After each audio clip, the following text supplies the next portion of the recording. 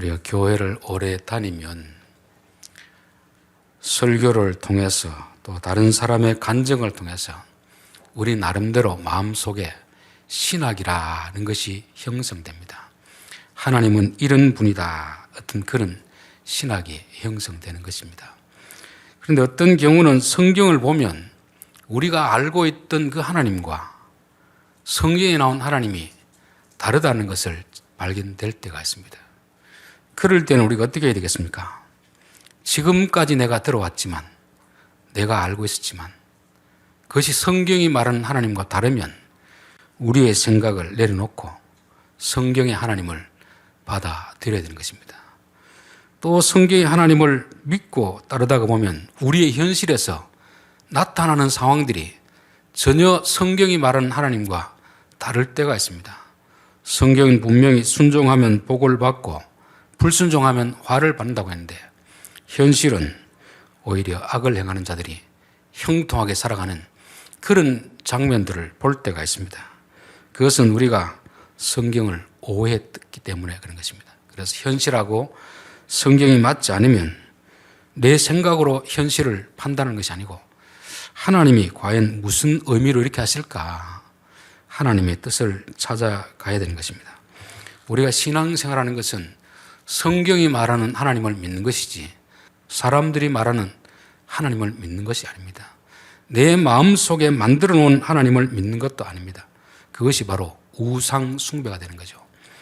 제가 신학을 하기 전하고 하고 난 후 가장 많이 변한 생각이 뭐냐면 기도에 대한 생각, 은사에 대한 생각이었습니다. 신학을 하기 전에 내가 들어왔던 가르침은 은사는 기도하면 다 받는다는 것입니다. 그래서 옛날에 어느 기도원 가면 개나 소나 다 방언을 받는다. 그런 말이 있었습니다. 그런데 성경에 그런 말은 없습니다. 개나 소나 다 준다는 그런 말은 없습니다. 그리고 또 그 은사를 받은 사람들이 자기들이 마치 대단한 것처럼 다른 교인들보다 믿음이 더 큰 것처럼 그것을 가지고 자랑하고 받지 못한 사람을 무시하는 이런 모습들, 이게 고린도 교회 안에 일어났던 모습이고 현대 교회에서 일어나고 있는 그런 모습이죠. 그래서 제가 궁금해서 도대체 성경이 말하는 은사는 무엇일까? 고린도전서 12장, 13장, 14장이 은사에 대해서 가장 많은 정보를 제공해 주고 있는 것입니다. 그러다 보니까 어떤 분들은 사랑도 은사라 이렇게 말하는데 그것은 성경의 구조를 몰라서 그렇습니다. 사랑은 은사가 아닙니다. 은사는 무엇을 이루기 위한 도구이지만 또 모든 사람에게 주시는 건 아니지만 사랑은 도구가 아니고 우리의 목표죠, 목표. 하나님이 믿는 사람들에게 모두 다 방언하라고 하지 않습니다. 모두 다 예언하라고 하지 않습니다. 그러나 믿는 사람들에게 하나님을 사랑하라, 이웃을 사랑하라, 원수를 사랑하라, 모든 성도들에게 요구하는 것이 사랑이기 때문에 사랑은 은사가 아닙니다. 13장에 배치한 것은 12장, 14장에서 은사를 말하면서 그 중간에 은사가 중요한 것이 아니고 사랑이 중요한 것이다. 은사는 사랑을 이루기 위한 도구일 뿐이지 은사가 사랑으로 이어지지 않으면 그것은 아무것도 아니다. 아무짝에도 쓸모없다는 것을 말씀하는 것입니다. 제가 만약 컴퓨터를 비싼 걸 사놨는데 이게 제대로 작동하지 않으면 고장나 있으면 이것은 아무짝에도 쓸모가 없는 것입니다. 필요가 없어서 고물상에 줘야 되는 거죠. 오늘 현대교회에서도 은사를 주신 목적을 모르면 그 은사를 가지고 교회를 해칠 것 같으면 그 은사는 아무짝에도 쓸모가 없는 것이 됩니다. 은사는 하나의 도구고 수단입니다. 사랑하기 위한, 하나님이 원하는 사랑하기 위한 도구입니다. 그래서 성령의 능력은 뭐냐 하면 사랑하는 것입니다. 성경이 말하는 사랑은 우리의 감정적인 사랑이 아니거든요. 원수를 사랑하는 그 사랑, 그것은 오직 하나님의 능력으로만 가능한 것입니다. 그래서 성령은 우리에게 은사도 주지만 가장 큰 능력은 원수를 사랑하는 것이고 그 원수를 사랑할 때 우리가 율법의 모든 것을 이룬다는 것을 알았습니다. 지금도 보면 은사가 무엇인지 모르고 왜 주셨는지 모르고 은사를 받은 사람들이 자기가 믿음이 좋은 것처럼 교회 안에서 그렇게 거들먹거리고 또 그렇지 않은 사람들을 무시하는 걸 볼 때 저 사람은 아직도 성경을 잘 모르는구나. 여러분, 믿음이 좋은 사람에게 은사를 줄 것 같으면 고린도 교회에 줘야 되겠습니까? 빌립보 교회나 에베소 교회 같은 교회에 줘야 되겠습니까? 고린도 교회는 어린아이 취급을 받았지 않습니까? 싸우고 다투고 분쟁하는 그런 교회에 왜 은사를 주겠습니까? 그것은 믿음이 부족하기 때문에 주는 것입니다. 그것을 주지 않아도 신앙생활을 잘하는 에베소 교회나 빌립보 교회는 그런 걸 주지 않습니다. 외전에는 막 은사를 많이 행하고 기도 많이 하는 사람 보면 부러웠습니다. 지금 생각해보니까 부러워할 것이 아니구나. 아직도 진짜 중요한 사랑을 할 줄 모르고 진리를 알지 못하기 때문에 그렇게 해서라도 이끌어 가려는 하나님의 의도가 있구나를 말씀하게 된 것입니다. 그래서 우리는 기도에 대해서도 흔히 하는 말이 뭐냐면 기도는 크게 해야 된다. 오래 해야 된다. 기도의 분량을 채워야 된다. 그런 가르침들이 있습니다. 그래서 하루 1시간 해서는 안 되고 2시간, 3시간 해야 되고 그래도 안 되면 철야를 하고 철야해서도 안 되면 금식을 하고 이런 식으로 기도의 방법을 자꾸 이야기하는 경우가 있습니다. 성경은 그렇게 말하지 않습니다. 이사야 1장 15절에 너희가 손을 펼 때 내가 내 눈을 너희에게 가리고 너희가 많이 기도할지라도 내가 듣지 아니하리라. 기도의 분량이 중요한 게 아닙니다. 하나님과 우리의 관계가 중요한데 우리는 관계는 점검하지 않고 자꾸 내가 기도 많이 했는데 왜 응답이 없을까? 방법이 잘못된 것인가? 그렇게 생각하는 거죠. 욥기 30장 20절에 보면 내가 주께 부르짖으나 주께서 대답하지 아니하시오며 소리쳐 불러도 대답 없는 하나님이었습니다. 예레미야 33장 3절에 너는 내게 부르짖으라 내가 내게 응답하겠고 내가 알지 못하는 크고 은밀한 일을 내게 보이리라. 욥은 부르짖었는데 하나님이 응답이 없었습니다. 그런데 예레미야는 부르짖으라 하는 것입니다. 단어가 다릅니다. 욥이 말할 응답받지 못한 부르짖는 것은 큰 소리로 말하는 것입니다. 예레미야가 말하는 부르짖으라 하는 것은 나를 좀 찾으라, 내게 요구하라, 말하라는 그런 뜻입니다. 그런데 번역이 부르짖으라고 하니까 그냥 한글 성경으로 보니까 조용히 기도해서는 안 되겠구나. 큰 소리로 기도해야 되겠구나. 자꾸 이쪽으로 지금 본질을 알지 못하고 방법론으로 그렇게 나가는 그런 것입니다. 그래서 우리가 하나님을 알지 못하고 하는 종교적 행위들은 참 위험한 것입니다. 교회에서 문제를 많이 일으키는 사람들은 열심 없는 사람이 아니고 지식 없는 열심, 그런 사람들이 문제를 많이 일으키게 되는 것입니다. 우리가 알고 있는 지식과 배웠던 지식과 성경에 나오는 지식이 다르면 우리는 지금까지 배워왔던 것을 다 내려놓고 성경을 받아들여야 됩니다. 이게 믿음의 사람이죠. 그런데 이단에 속한 사람은 그렇게 합니까? 안 합니까? 안 합니다. 자기가 알고 있는 걸 붙들고 있지 성경을 붙들지 않습니다. 그건 이단에 속한 사람뿐 아니고 오늘 교회 안에 있는 사람도 바른 걸 가르쳐줘도 자기가 옳다고 하는 것을 버리지 않는 것입니다. 그들은 우상을 섬기고 있는 것이죠. 로마서 10장 2절에 내가 증언하노니 그들이 하나님께 열심히 있으나 올바른 지식을 따른 것이 아니니라. 하나님의 의를 모르고 자기 의를 세우려고 힘써 하나님의 의에 복종하지 아니하였느니라.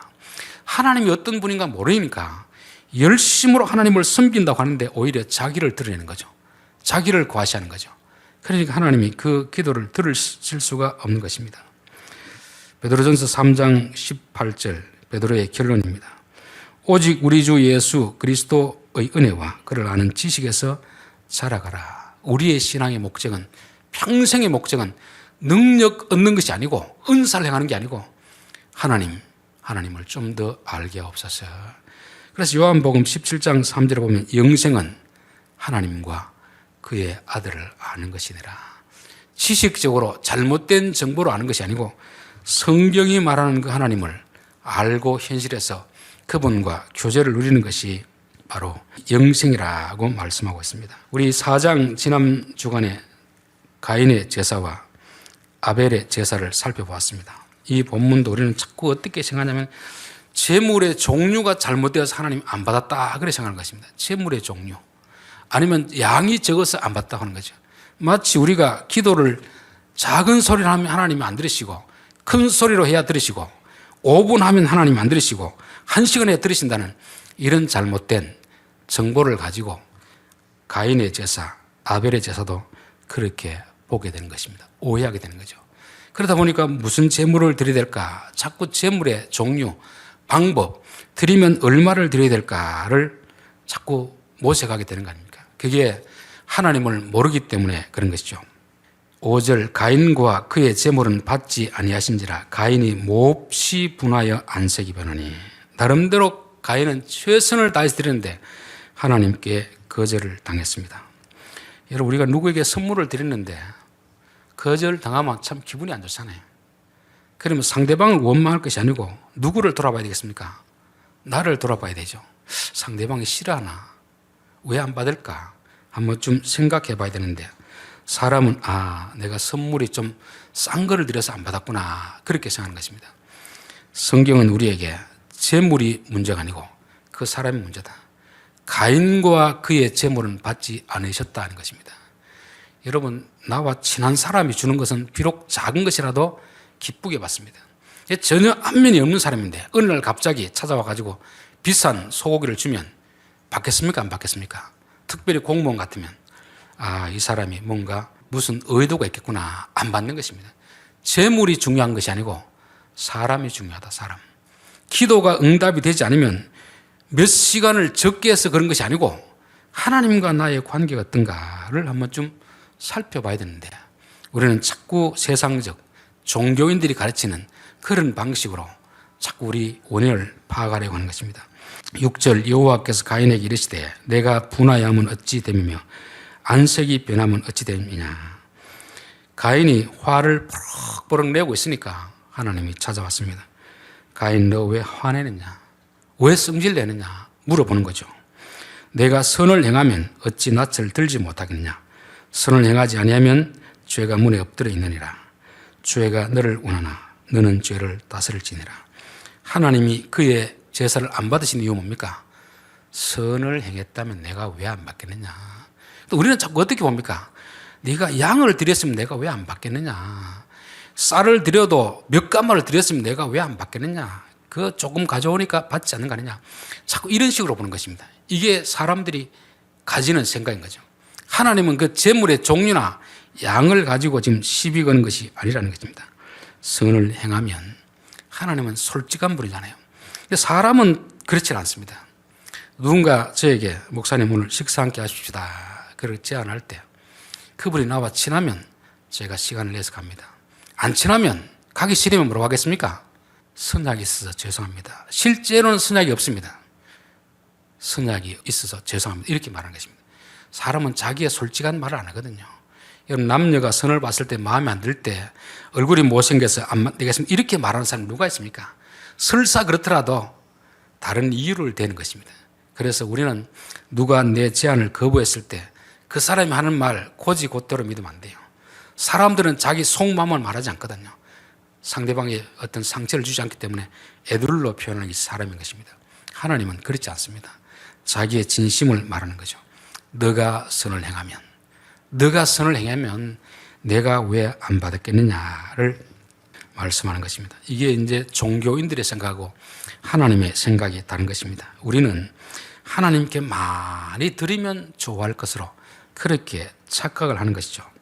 사무엘상 15장 14절 사무엘이 이르되 그러면 내 귀에 들려오는 이 양의 소리가 내게 들리는 소의 소리는 어찌 됨이니까 하니라. 사울이 이르되 그것은 무리가 아말렉 사람에게서 끌어온 것인데 백성이 당신 하나님 여호와께 제사를 하여 양들과 소들 중에서 가장 좋은 것을 남겼습니다.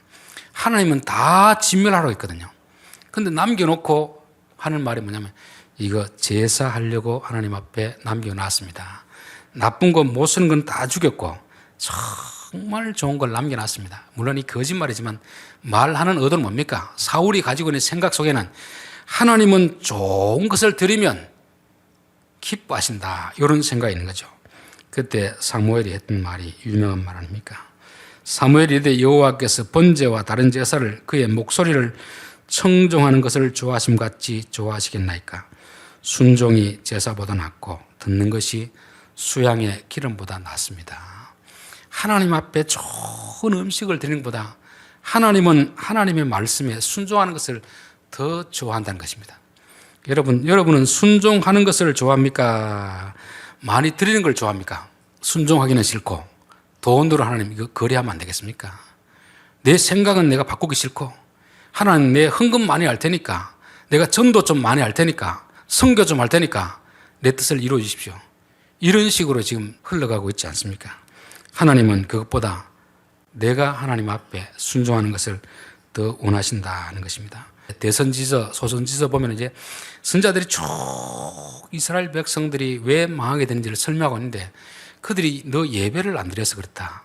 기도를 적게 해서 그렇다. 금식을 안 해서 그렇다. 이런 그게 없습니다. 너 왜 하나님 말씀에 순종하지 않느냐? 왜 삶이 그 모양이냐? 기도는 많이 하는데 손에 왜 피가 묻어 있느냐? 금식을 하면서 왜 남의 것을 빼앗느냐? 종교적인 삶을 거론하는 게 아니고 그 말씀이 현장에서 순종되지 않는 그것을 가지고 이야기하는 것입니다. 한국교회의 가장 치명적인 단점은 뭐냐면 신앙생활을 잘하는 것을 어디다가 자꾸 기준을 두냐면 얼마나 예배를 많이 참석하는가, 얼마나 헌금을 많이 하는가, 11조를 많이 하는가, 전도를 많이 하는가, 기도를 얼마나 하는가, 성경을 몇 번 읽었는가. 이 종교적인 행위를 가지고 하나님 앞에 나아가려고 하는 거죠. 하나님은 그걸 보는 것이 아닌데 기도를 하루에 10시간 한들 하나님의 뜻을 쫓아가지 않으면 그 기도가 무슨 의미가 있겠습니까? 우리가 성경을 백독한들 성경 말씀대로 순종하지 않는다면 그 성경 읽은 건 자기 의에 불과한 것이죠. 우리가 헌금을 아무리 많이 해도 정말 하나님 앞에 감사하는 마음이 아니고 내게 주신 물질을 하나님대로 쓰겠습니다. 이 고백이 아니고 하나님 이거 드시고 내가 요구하는 거 들으십시오. 그것은 하나님이 기뻐하는 것이 아니라는 거죠. 그래서 신앙의 본질이 뭘까? 본질을 모르면 우리 자꾸 종교적인 행위를 가지고 그 사람의 믿음을 판단하고 또 그런 걸 하면 자기가 믿음이 좋다고 생각하는 이런 착각에 빠져 있는 것입니다. 그게 바로 우상의 하나님을 섬기고 있는 것입니다. 그래서 소선지서 결론과 같은 말씀이 뭐냐면 미가서 6장 6절부터입니다. 내가 무엇을 가지고 여호와 앞에 나아가며 높으신 하나님께 경배할까? 내가 번제물로 1년 된 송아지를 가지고 그 앞에 나아갈까? 여호와께서 천천의 순양이나 만만의 강물 같은 기름을 기뻐하실까? 내 허물을 위하여 내 맏아들을 내 영혼의 죄로 말미암아 내 몸의 열매를 드릴까? 이게 이제 종교인들이 가지는 생각이죠. 1000마리의 예물을 드리면 하나님이 기뻐하실까? 10,000마리의 양을 드리면 기뻐하실까?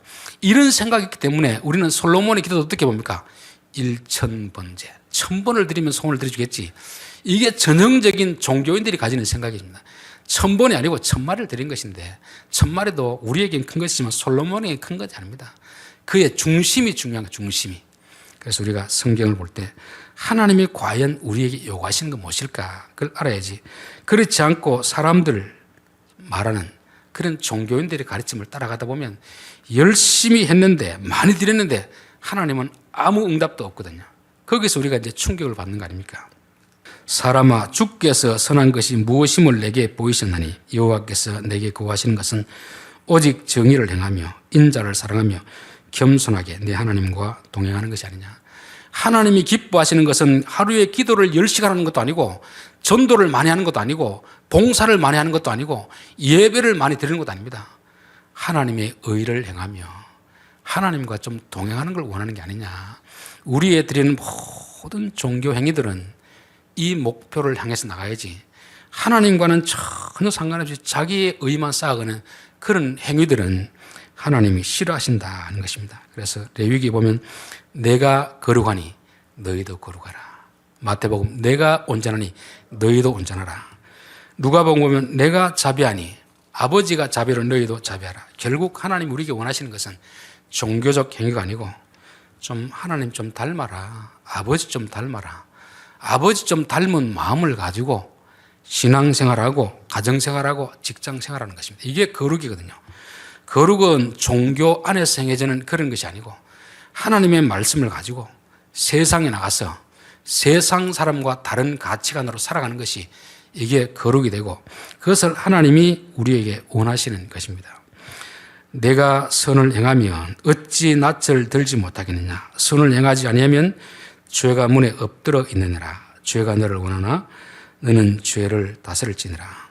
하나님이 선을 행하라 그렇게 말하지 않습니다. 너가 선을 행한다면 이렇게 될 것이고 선을 행하지 않는다면 저렇게 될 것이다. 그렇게 말하는 거죠. 여기도 선이라는 것도 단순히 착한 일을 말하지 않습니다. 안 믿는 사람들, 착한 사람 얼마나 많이 있습니까? 평생을 모은 돈을 장학금으로 기부하는 사람들. 가히 우리가 할 수 없는 그런 일들을 하잖아요. 그것은 하나님과 상관없는 그런 선이고 하나님은 그걸 요구하는 게 아닙니다. 하나님께서 말하는 선은 뭐겠습니까? 하나님을 인정하고 하나님의 말씀에 순종하는 것이 선입니다. 천천의 순장을 드려도 하나님의 말씀에 순종하지 않으면 하나님을 인정하지 않으면 그것은 하나님은 아무짝에도 쓸모없다는 것으로 말씀하는 것입니다. 그래서 하나님은 가인에게 너가 선을 행하면 이렇게 될 것이고 너가 선을 행하지 않으면 이렇게 될 것이다. 하나님이 비록 가인의 제사는 거부했지만 가인을 미워하지는 않습니다. 아직도 하나님을 잘 모르기 때문에 이제 다시금 돌이킬 수 있는 길을 가르쳐 주는 거죠. 여기서도 네가 선을 행하라 악을 행하지 말라 이렇게 명령할 수 있는데 하나님은 그렇게 말하지 않습니다. 하나님은 인격적인 분이시거든요. 인격적인 분이란 뭐겠습니까? 상대방에게 명령하는 존재가 아니라는 거죠. 상대방이 명령하지 않고 이렇게 하든지 저렇게 하든지 둘 중에 하나는 선택해라. 정보를 제공하는 것입니다. 선택은 너에게 달려있고 그 대신 이렇게 하면 이런 결과가 있고 저렇게 하면 저런 결과가 있다. 그것을 말씀해 주는 것입니다. 이것이 바로 하나님이 우리를 대하는 방식이고 하나님이 우리에게 자유를 주셨고 자유로운 마음을 가지고 내가 선택하라 그렇게 말씀하는 것입니다. 그 대신 정보는 바로 줘야 되죠.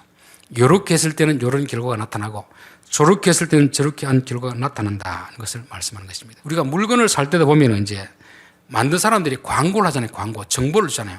우리는 그 정보를 바탕으로 물건을 살지 안 살지 결정은 누가 합니까? 우리가 하는 거거든요. 그런데 잘못된 정보를 주면 속이는 거지 않습니까? 그렇죠. 전혀 정보가 없으면 살 수가 없는 것입니다. 파수꾼의 사명은 뭐냐면은 적이 쳐들어올 때 적이 쳐들어온다. 너희들 피하라. 요까지가 파수꾼의 사명입니다. 그러면 그 이야기를 듣고 들은 사람이 어떻게 됩니까? 피할지 안 피할지 그건 자기가 결정하는 것입니다. 억지로 우리가 피하라고 강요할 수는 없는 것입니다. 소돔과 고모라를 멸할 때 하나님이 아브라함을 통해서 소돔성을 멸하니까 너 아는 사람 이야기해라. 그래서 사위한테 이야기하니까 사위가 어떻게 했습니까? 농담으로 얘기했더라. 아브라함의 역할은 거기까지입니다. 하나님의 말씀을 전하는 곳까지가 하는 것이지 억지로 멱살을 잡아서 끌어내는 것이 아브라함의 일이 아닌 것이죠.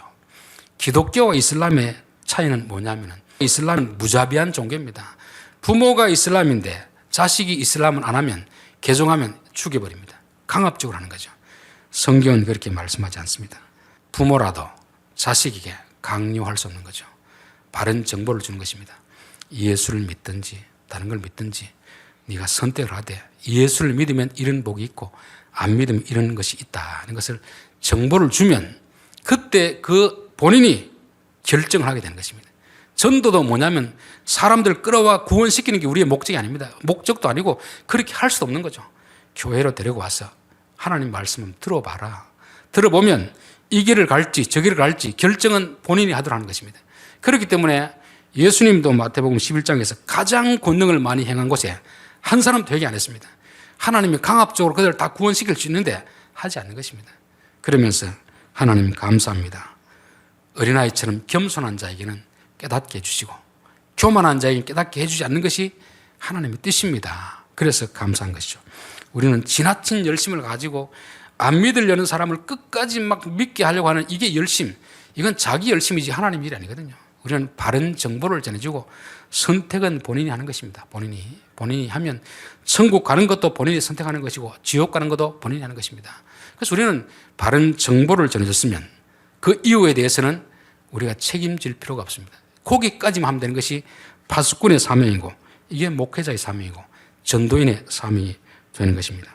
그래서 이것은 한 번은 실패했지만 네가 선을 행하든지 선을 행하지 않든지 네가 결정을 해라. 네가 선을 선택하든지 악을 선택하든지 그것은 네가 결정하라 하는 것입니다. 신명기 30장 15절에 보라 내가 오늘 생명과 복과 사망과 화를 내 앞에 두었나니 하나님 우리 앞에 복된 길을 두시고 화된 길을 두시고 생명길을 두시고 사명길을 주셨습니다. 그러니까 이제 너희들이 선택하라. 순종하면 복을 받을 것이고 불순종하면 저주를 받는 것이다. 선택은 너가 하고 그 결과에 대해서는 너가 책임을 지라는 것입니다. 그렇기 때문에 우리의 잘못에 대해서 하나님 탓을 할 수가 없는 것입니다. 왜? 결정권을 누구에게 넘겼습니까? 우리에게 줬거든요. 잘하든 못하든 우리가 선택했으면 그에 대해서 우리가 책임을 져야 되는 것입니다. 하나님 지금도 우리에게 그렇게 하십니다. 강요해서 억지로 그렇게 하지 않습니다. 우리에게 정보를 주고 나서 선택을 해라. 어느 것을 선택할래? 지혜로운 자는 생명의 길을 선택하는 것이고 어리석은 자는 사망의 길을 선택하는 것입니다. 8절 가인이 그의 아우 아벨에게 말하고 그들이 들에 있을 때 가인이 그의 아우 아벨을 쳐 죽이느라. 가인이 왜 아벨을 죽였겠습니까?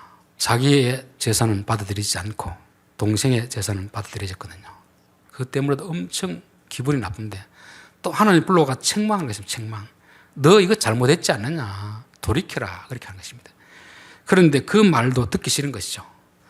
네가 선을 행하면 하나님이 그 앞에 기다리는 것이고 악을 행하면 죄가 문 앞에 엎드린다.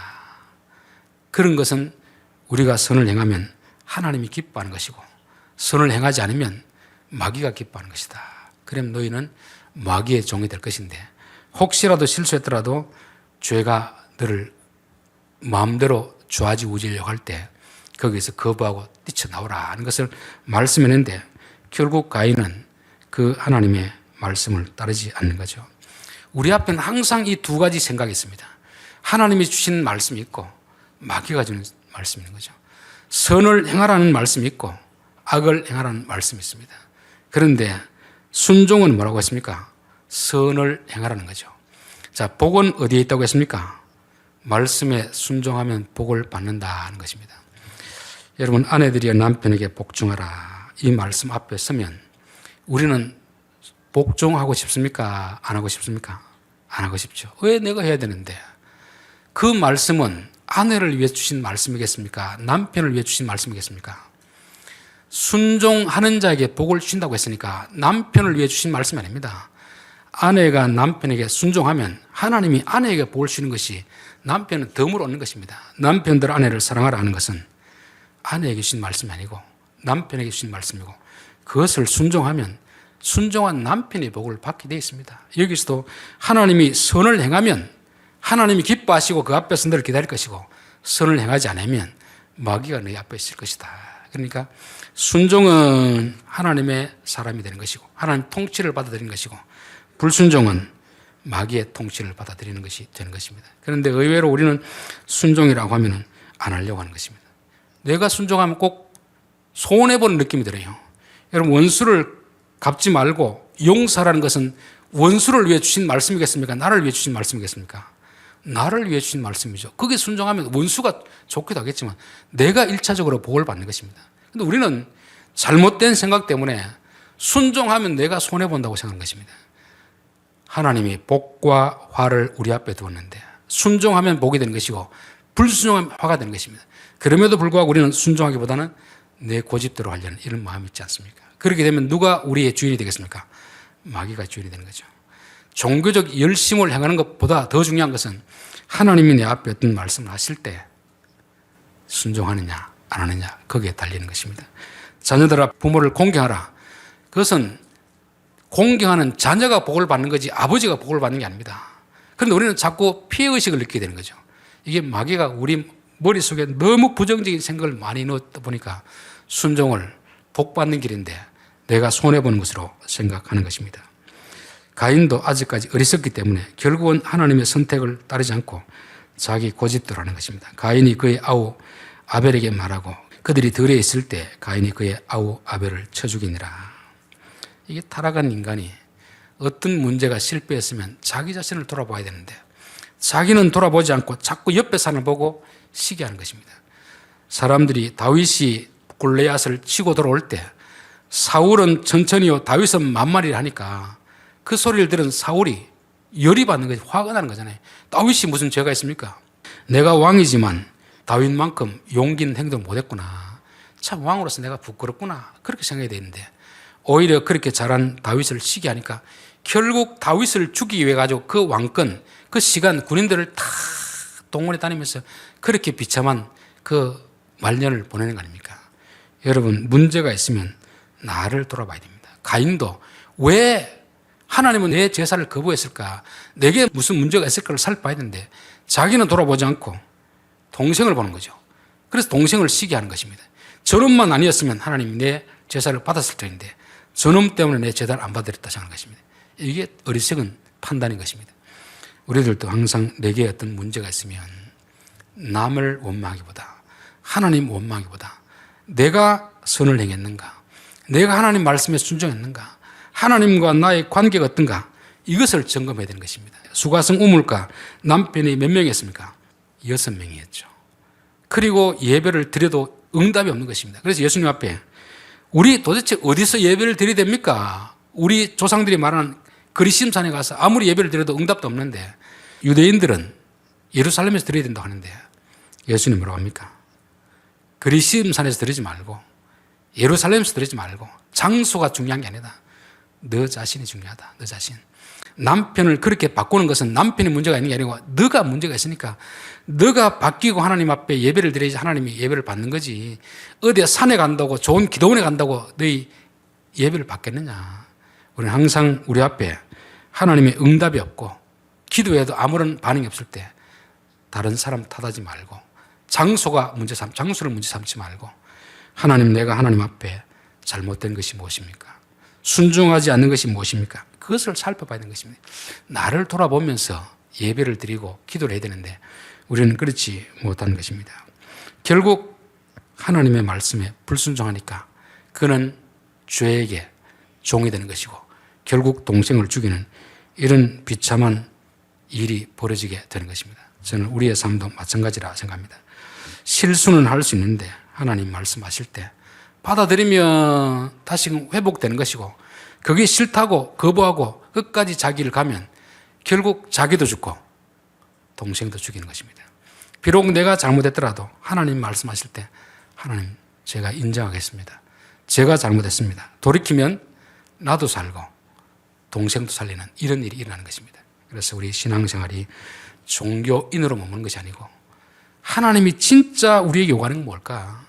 기도 많이 하는 거, 전도하는 거, 봉사하는 거, 헌금하는 거 물론 귀한 일이죠. 그런데 그것이 거기에서 멈추면 안 되는 것입니다. 하나님의 말씀에 순종하는 수단이 되어야 되지 그걸로 인해서 하나님과 거래하려고 하면 안 되는 것입니다.